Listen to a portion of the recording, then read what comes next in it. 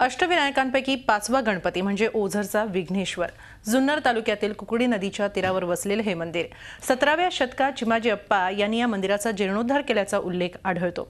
तेव्हा दर्शन घेऊया या विघ्नेश्वराचं। ओझरच्या विघ्नेश्वराच्या डोळ्यात माणिकरत्न असून कपाळावर हिरा आहे।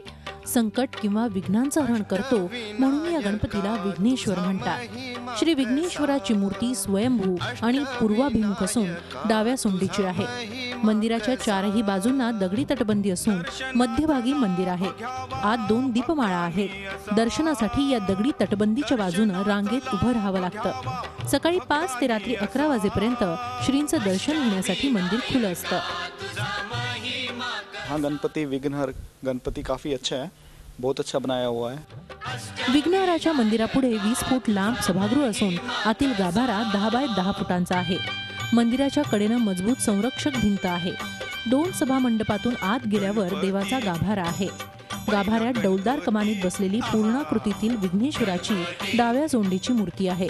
या पूर्वाभिमुख मूर्तीच्या 2 डोळ्यात माणके तसेच कपाळावर आणि बेंबीत हिरे आहेत। या मूर्तीच्या दोन्ही बाजूला रिद्धी सिद्धीच्या पितळ्याच्या मूर्ती आहेत। या ठिकाणी सुद्धा गणपती बाप्पा दर्शन करणारे लोक येतात, त्यांची मनातली इच्छा परिपूर्ण करतात आणि गणपती बाप्पा सगळ्यांना प्रसन्न होऊन भाद्रपद शुक्ल चतुर्थीपासून प्रतिपदीपासून पंचमीपर्यंत उत्सव असतो आणि माघ महिन्यामध्ये 7 दिवस सप्ताह असतो। त्याप्रमाणे प्रतिपदीपासून चतुर्थीपर्यंत या ठिकाणी उत्सव साजरा केला जातो भाद्रपद महिन्यामध्ये।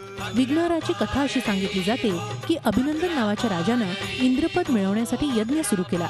ही वार्ता इंद्रास कळताच त्यानं यज्ञात विघ्न आणण्याची विघ्नसुरास आज्ञा दिली। विघ्नसूर केवळ यज्ञाचा नाश करून थांबला नाही, तर त्याने सर्वच देव आणि धर्माला आव्हान दिले। देवांनी संकट दूर करण्यासाठी गणेशाची आराधना केली। मग गणेशानं पराशर ऋषींचा पुत्र म्हणून इथं अवतार घेतला आणि विघ्नसुराचा वध केला। माझं नाव धारण करून आपण इथंच राहावं ही विघ्नसुराची प्रार्थना गणेशानं स्वीकारली आणि ते इथं विघ्नेश्वर नावानं राहिले। चिमाजी अप्पांनी वसईच्या लढ्यात विजय मिळवल्यानंतर या मंदिराचा जीर्णोद्धार केला। विघ्नेश्वर म्हणजेच की सर्व विघ्न दूर करणारा आणि एक कुठेतरी एक माझ्या मनात गणपतीबद्दलची श्रद्धा आहे। त्यानिमित्त जुन्नर तालुक्याला भेट देण्यासाठी मी प्रथम ओझर या ठिकाणी आलोय। अष्टविनायकामध्ये ओझर हे एकमेव असं ठिकाण आहे की या ठिकाणी भाविकांसाठी अतिशय कमी दरात आणि चांगली अशी राहण्याची सगळ्यात मोठी सुविधा आहे। ट्रस्टकडून दरवर्षी नाममात्र दरात 300 सामुदायिक विवाह इथं लावले जातात। तसंच गजानन सागरात नौका विहाराची सोय करण्यात आली आहे। अष्टविनायकातील सर्वात श्रीमंत गणपती म्हणून ओळखला जाणारा आणि विघ्न दूर करणारा विघ्नेश्वर कुकडी नदीच्या तीरावर वसलेला असून हे गणपतीचं एक जागृत स्थान आहे। जुन्नरहून साईदीप ढोबळेसह bureau report Zee Media Mumbai. आणि आता दर्शन घेऊया नाशिकच्या राजसारथी गणेशाचं। इथल्या इंदिरानगर परिसरातील या मंदिरात गणरायाचं विठ्ठल रुक्मिणी आणि गुरुदेव दत्तात्रयांच्या मूर्तींची प्रतिष्ठापनाही करण्यात आली आहे। त्यामुळे हे अनोखं मंदिर या परिसरातील जागृत देवस्थान झालंय। मुंबई आग्रा महामार्गावरील इंदिरानगरमध्ये 9 एकरात वसलेली ही राजसारथी गृहनिर्माण सोसायटी। सरकारी नोकरीत असलेल्या कर्मचारी अधिकाऱ्यांच्या या सोसायटीत 24 फेब्रुवारी 2001 रोजी माधवगिरी महाराज यांच्या हस्ते गणेशाच्या मूर्तीची प्रतिष्ठापना करण्यात आली। संगमरवराच्या या शुभ्र मूर्तीच्या दर्शनानं मन प्रसन्न होतं। जनार्दन महाराजांच्या मठातील गणेश मूर्तीची प्रतिकृती असलेली ही मूर्ती आहे। दररोज आरती करून प्रातःकालीन पूजा अर्चा इथं पार पडते। शेजारीच असलेल्या शिवपिंडावर श्रावणात अभिषेक होतो। सोबतच कटेवर उभ्या असलेल्या विठ्ठल रुक्मिणीची स्थापना करण्यात आली आहे। इतकंच नाही तर श्रीपाद श्रीवल्लभ दत्तात्रयाची स्थापना केल्यानं वर्षभर पूजा अर्चना सुरू असलेलं हे एकमेव मंदिर बनलंय। ओडिशामधील एका कुशल कारागिराकडून श्रींची मूर्ती घडवण्यात आली आहे। मूर्तीसाठी वापरण्यात आलेला दगडही जयपूरहून मागवण्यात आलाय। तीनही मूर्ती घडवण्यासाठी 3 महिन्यांचा कालावधी लागला। सुरुवातीला सभासदांकडून वर्गणी जमा करून दत्ताची मूर्ती घडवण्यात आली। त्यानंतर गणपती आणि विठ्ठल रुक्मिणी या मूर्ती मंदिराला भक्तांनी भेट म्हणून दिल्या। गणपतीचं हे मंदिर आता जागृत देवस्थान म्हणून प्रसिद्ध आहे। सगळ्या लोकांच्या मनोकामना ह्या मंदिरामध्ये पूर्ण होत असताना आजूबाजूचे जे सभासद आहे, जे लोक आहे, त्यांची या मंदिरावरती मोठी श्रद्धा आहे। ही जी गणपतीची मूर्ती आहे ती इथं जनार्दन महाराजांचे मठ आहे, त्या मठामध्ये जी मूर्ती आहे त्या पद्धतीने मूर्ती आम्ही तयार केलेली आहे। या मंदिरात गणेश चतुर्थीपासून अनंत चतुर्दशीपर्यंत विविध कार्यक्रमांचं आयोजन केलं जातं। या दरम्यान गणपतीला सांगितलेली इच्छा पूर्ण होते अशी श्रद्धा या भागातल्या नागरिकांची आहे. कार्यक्रमात महिला, लहान मुलं, तरुण मुला-मुलींचा सहभाग असतो. 10 दिवसात रोज सकाळी आणि संध्याकाळी आरती केली जाते. या सोसायटीतील सर्व रहिवासी नोकरी करत असल्यानं ऑफिसला जाण्याआधी सर्व रहिवासी एकत्रित आरती करतात. मध्ये भव्य दिव्य असं गणपती मंदिर आज आम्ही उभारलेलं आहे आणि त्या मंदिरामध्ये गणपतीची स्थापना झालेली आहे. दरवर्षी आम्ही गणपतीचा उत्सव खूप मोठ्या प्रमाणात करतो. गणपती हे जागृत देवस्थान आहे आणि प्रत्येकाची मनोभावना उपासना केल्यामुळे प्रत्येक महिलांना, प्रत्येक पुरुषांना आमचा गणपती हा पावत असतो. वर्षभर इथं पहाटे होणाऱ्या नामस्मरणानं परिसर पवित्र होत असतो. पहाटे होणाऱ्या आरत्या ऐकून सर्व नागरिक प्रसन्न मनानं आपली दिनचर्या सुरू करतात. गणेशोत्सवात तर 8 दिवस विविध सांस्कृतिक कार्यक्रमांचं आयोजन करून संध्याकाळ रम्य होते. अशा या अनोख्या मंदिराची ख्याती नाशिकच नव्हे तर सर्वदूर पसरली आहे. नाशिकहून योगेश खरेसह bureau report, Zee Media, Mumbai. बोरिवलीत लोकमान्य टिळक मार्गावरून पश्चिमेला गोराई खाडीकडे जात असताना 15 मिनिटांच्या अंतरावर वजिरा नाका इथं प्राचीन स्वयंभू श्री गणेशाचं देवस्थान प्रसिद्ध आहे. काय आहे महिमा या गणपतीचा, पाहूयात. वजिरा नाक्यावरचं गणपती मंदिर म्हणजे या भागातील भाविकांचं श्रद्धास्थान. हे मंदिर प्राचीन असून या मंदिराबाबत जुने जाणते वेगवेगळ्या आख्यायिका सांगतात. सुमारे शेकडो वर्षांपूर्वी बोरिवली भागात विशेष वस्ती नव्हती.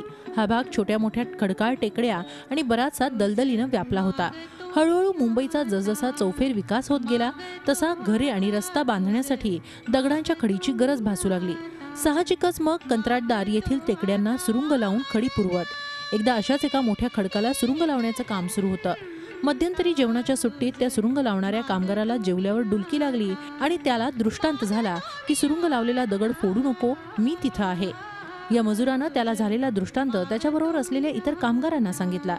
तेव्हा त्या मजुराबरोबर सर्वांनी या दगडाची पाहणी केली आणि तेव्हा त्याच दगडावर श्री गणेशाची स्वयंभू मूर्ती दिसू लागली. तेच हे स्वयंभू श्री गणेश देवस्थान.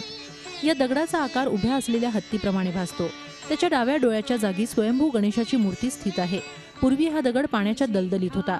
नंतर स्थानिक ग्रामस्थांनी जमिनीत भराव टाकून मूर्ती दर्शन घेण्यासारखी केल्यानं आता अगदी सहजपणे श्रींचं दर्शन घेता येतं. दिवसेंदिवस भक्तांना येणाऱ्या अनुभवांमुळे बोरिवली आणि इतर दूरच्या ठिकाणांहून भक्तगण श्रींचं दर्शन घेण्यासाठी येतात. खडक हा बघाल तुम्ही, हत्तीच्या गंडस्थळासारखा आहे, हत्तीच्या डोक्यासारखा, पुढे सोंड आलेले आणि डोळ्यातली मूर्ती आहे. उत्तरेकडे मुख आहे तिचं. आणि स्वयंभूला का म्हणतात, ते प्रकट झाले म्हणून स्वयंभू. मी येथे 1996 पासून येथे सेवेसाठी उपलब्ध आहे आणि आजपर्यंत येथे अनेक प्रकारच्या ज्या काही मनोकामना मी देवासमोर मांडल्या त्या भक्तांच्या पूर्ण झाल्या. एवढं प्रसन्न वाटतंय की इथे दर्शन घेतल्यानंतर की ज्या काही तुमच्या मनोकामना आहेत त्या वेळीच पूर्ण होतात आणि मला त्याचा साक्षात्कार झालेला आहे. मंदिराच्या देखभालीसाठी आणि भाविकांच्या सोयीसाठी वजिरा गावातील मूळ रहिवासी असलेल्या सोमवंशी, क्षत्रिय, पाठारे आणि कोळी समाज बांधवांनी एकत्र येऊन श्री गणेश ग्रामस्थ सेवा मंडळ या न्यासाची स्थापना केली आहे. या मंडळाच्या वतीनं देवस्थानची व्यवस्था आणि देखभाल केली जाते. या मंदिरामध्ये भाद्रपद महिन्यातील गणेशोत्सव, माघी गणेश जयंती, अंगारकी संकष्टी, हनुमान जयंती तसंच इतरही प्रासंगिक उत्सव साजरे केले जातात. मंदिरामध्ये भाद्रपदातील गणेश विसर्जन सोहळा पाहण्यासारखा असतो. यावेळी मंदिरामधील तलावामध्ये गणेश मूर्तीचं विसर्जन केलं जातं. रुग्णांना मदत, शालेय मुलांसाठी शालेय साहित्य वाटप इत्यादी उपक्रमही न्यासातर्फे राबवले जातात. या मंदिरामध्ये कोणत्याही प्रकारची जाहिरात स्वीकारली जात नाही. बोरिवलीहून सुनील महाडेश्वरसह bureau report, Zee Media, Mumbai.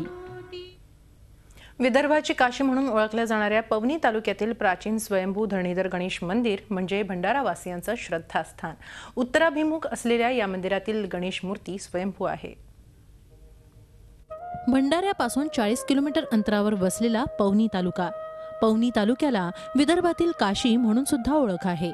या पवनी तालुक्यात प्रवेश करताना जवाहर दरवाजाला लागून उत्तराभिमुख धरणीधर गणेश मंदिर आहे. अगदी प्रवेशद्वारावर असल्यामुळे भक्तांची नेहमी या मंदिरात रेलचेल असते. तसंच पवनी तालुक्यात भरपूर प्रमाणात मंदिरं असल्यामुळे पवनीला मंदिरांचं शहर म्हणून सुद्धा प्रसिद्धी आहे. 300 वर्षांपूर्वी पवनराजे यांनी पवनी शहराच्या सुरक्षेच्या दृष्टिकोनातून जवाहर प्रवेशद्वाराला लागून तटबंदी बांधली. ती गावाच्या दोन्ही बाजूला आहे. तर गावाच्या पूर्वी पवनराजाच्या काळातील हे मंदिर असून यामधील मूर्ती ही उत्तराभिमुख आहे. पवनी शहराचं आराध्य दैवत म्हणून या मंदिराची ओळख आहे. या मंदिरातील मूर्ती ही स्वयंभू असून धरणीच्या उदरातून याचा उगम झाल्यामुळे या गणपतीचं नाव धरणीधर गणपती पडलं अशी आख्यायिका आहे. गणपतीचं जे लहान मुलं आहेत अगदी 2.5 वर्षापासून वगैरे ते सुद्धा मुलं या गणपतीचे भक्त आहे. परीक्षेला जाणारे विद्यार्थी ते या गणपतीचं दर्शन घेऊनच जातात.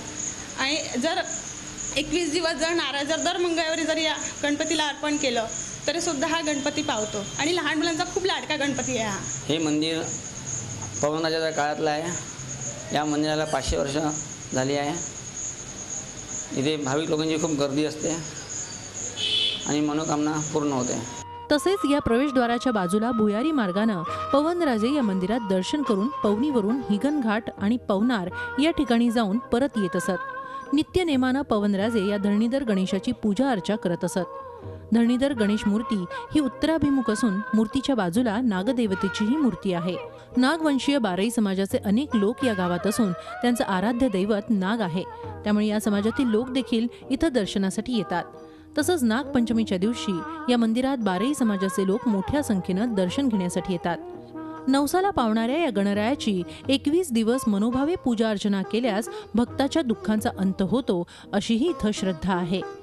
हे मंदिर जे आहे पवनराजाच्या कारकिर्दीतलं आहे आणि ही टेकडी जेव्हा खोदली त्यांनी त्यामध्येच हे धरणीमधून निघाले म्हणून याला धरणीधर असं नाव देण्यात आलेलं आहे. हा गणपती एकमेव असा आहे की इथे सगळ्यांच्या मनोकामना पूर्ण होतात व प्रत्येक खूप दूरदूरचे लोक इथं येऊन आपले नवस फेडतात. धरणीधर गणेश मंदिरात रोज भाविकांची रेलचेल तर सुरू असतेच. तसंच पवनी येथील गावकरी दुसऱ्या गावाला जाण्या अगोदर आणि परतल्यानंतर या गणेशाचं दर्शन घ्यायला विसरत नाहीत. या मंदिरात दर चतुर्थीला अनेक भाविक दर्शनासाठी येतात. विशेषतः संकष्ट चतुर्थीला इथं भक्तांची रांग दर्शनासाठी असते. तसंच गणपतीचं अथर्व शीर्ष आवर्तन सुद्धा होत असतं. गणेशोत्सवादरम्यान या मंदिराला एक वेगळंच स्वरूप प्राप्त होतं. गोंदियाहून माधव चंदनकरसह bureau report, Zee Media, Mumbai. Malegaon Satana रोडवर मालेगाव शहरापासून 5 किलोमीटर अंतरावर असलेल्या श्री चिंतामणी गणेशाचं दर्शन घेतल्याशिवाय कुठलाही भाविक पुढे जाऊ शकत नाही. इथं दर्शन घेतल्यानंतर अष्टविनायकाचं दर्शन घेतल्याचा साक्षात आनंद भाविकांना मिळतो. त्यामुळे भाविकांची मोठ्या श्रद्धेनं इथं गर्दी होते. 1986 साली या अष्टविनायकाच्या मंदिराची स्थापना झाली. मंदिराचे सध्याचे पुजारी गुलाब निकम यांच्या वडिलांनी 1986 मध्ये या गणपतीची स्थापना केली. मालेगाव शहरातील गणेश मूर्ती विसर्जनासाठी दाभाडीला ट्रकनं जात असताना या ठिकाणी ट्रकला अपघात झाला आणि गणपती मूर्ती विखुरल्या गेल्या. मात्र त्यातील एक मूर्ती जशीच्या तशी राहिली. याच मूर्तीची शामराव निकम यांनी इथं छोट्याशा मंदिरात स्थापना केली. कालांतरानं या मंदिरात भाविकांचा ओघ वाढू लागल्यानं या मंदिरात येणारा भाविक त्याच्या इच्छाशक्तीप्रमाणे देणगी देऊ लागला आणि याच देणगीतून आज या मंदिराचा असा विस्तार झालाय. हे चिंतामणी गणेश मंदिर असंख्याच्या भाविकांना पावणार आहे, तसेच मनोकामना पूर्ण करणार आहे. पूर्वीच्या छोटेखानी असलेल्या या मंदिराचा विस्तार जसा वाढत गेला तसा भक्तांचा या ठिकाणी वावरही वाढू लागला. भव्य मंदिरात असलेल्या आकर्षक श्री गणेशाची मूर्ती बघितल्यावर एक वेगळाच आनंद भाविकांना लाभतो. दर महिन्याच्या चतुर्थीला या ठिकाणी मोठी यात्रा भरते. पंचक्रोशीतील कुठलेही धार्मिक विधी या गणरायाचे दर्शन घेतल्याशिवाय पूर्ण होत नाहीत. हळूहळू या मंदिराची महती सर्वदूर पसरू लागल्यानं परिसरातून इथं दर्शनासाठी भाविक गर्दी करू लागलेत. विविध धार्मिक कार्यक्रम इथं होतातच, त्याचबरोबर विवाह सोहळे देखील या ठिकाणी पार पडतात. या ठिकाणी नवस पूर्ण झाल्याची अनुभूती अनेकांना आली आहे. मनमाडहून निलेश वाघसह bureau report, Zee Media, Mumbai.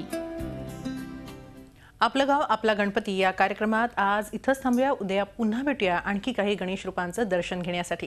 तेव्हा पाहत रहा झी 24 तास, रहा एक पाऊल पुढे.